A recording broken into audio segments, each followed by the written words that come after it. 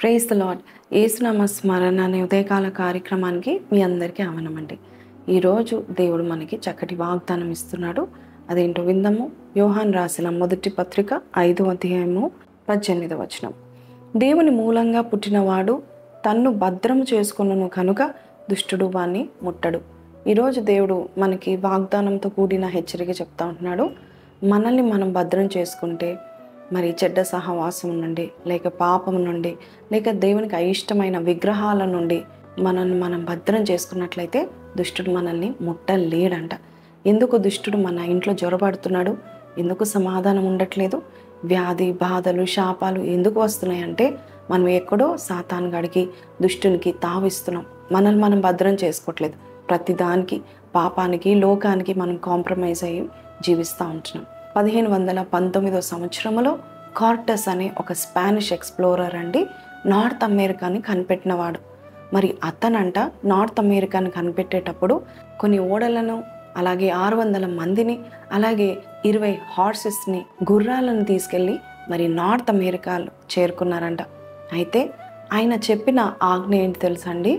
North America చేరుకున్న తర్వాత అక్కడ ఉన్న ఓడలన్నిటినీ కాల్చేయమన్నాడు. బర్న్ ద షిప్స్ అని ఒక్క ఓడ కూడా ఉండకుండా అన్ని షిప్స్ని, అన్ని ఓడలను కాల్చేయమన్నాడు. ఎందుకు ఇలా కాల్చేయమంటున్నారు అని అడిగితే ఆయన అంటున్నాడు, మా జనులు భయపడి తిరిగి పారిపోతారేమో, తిరిగి వారు గత జీవితానికి వెళ్ళిపోతారేమో, పాత లోకానికి వెళ్ళిపోతారేమో, పాత ప్రదేశానికి వెళ్ళిపోతారేమో అని చెప్పి ఆ ఓడలను కాల్చివేయమని చెప్పాడంట. 600 మంది ఆ ఓడలను కాల్చివేసి ఆ నార్త్ అమెరికాలో సెటిల్ అయ్యాడంట.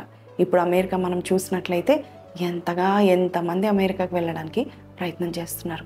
నిజమే, మన జీవితంలో కూడా దేవుడు మనల్ని ఏదైతే వద్దంటున్నాడో దాన్ని కాల్చివేస్తే బాగుంటుంది.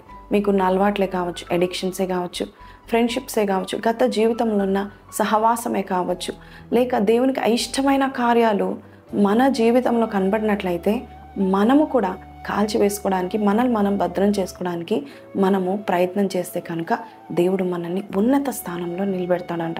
అంతేకాదు, దేశంలో ఉన్నత స్థలాల్లో ఎవరు నిలబడతారంటే వారి జీవితాన్ని భద్రం చేసుకున్న వారు నిలబడతారు. ఎందుకంటే దుష్టునితో వారికి ఎటువంటి సహవాసం ఉండదు. దుష్టుడు వారి ఎటువంటి ఆటంగా పరచడు.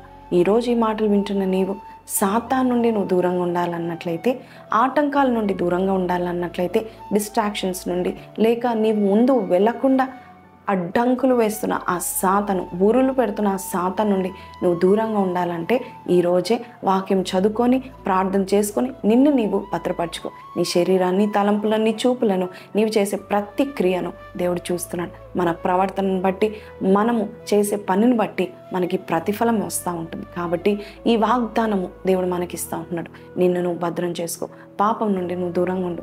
దేవుని బిడ్డలంట పాపం నుండి ఎప్పుడు దూరంగా ఉంటారంట? దేవునికి అయిష్టమైన కార్యాలు చేయరు. ఈరోజు ఈ మాటలు వింటున్న నీవు ఈరోజు ఒక తీవ్రమైన తీర్మానం చేసుకోనండి. మరి పాపానికి మీరు లోను కాకుండా మిమ్మల్ని మీరు భద్రపరచుకోండి. ఈ వాగ్దానం మీతో మాట్లాడినట్లయితే కళ్ళు మూసుకోండి.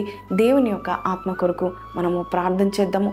దేవుడే మనల్ని పరిశుద్ధ మార్గంలో, నీతి మార్గంలో నడిపిస్తాడు. ప్రార్థన. పరిశుద్ధుడా, మహోన్నతుడగు తండ్రి, నీ వైపు మా కన్నులు ఎత్తుచున్నాము నాయనా.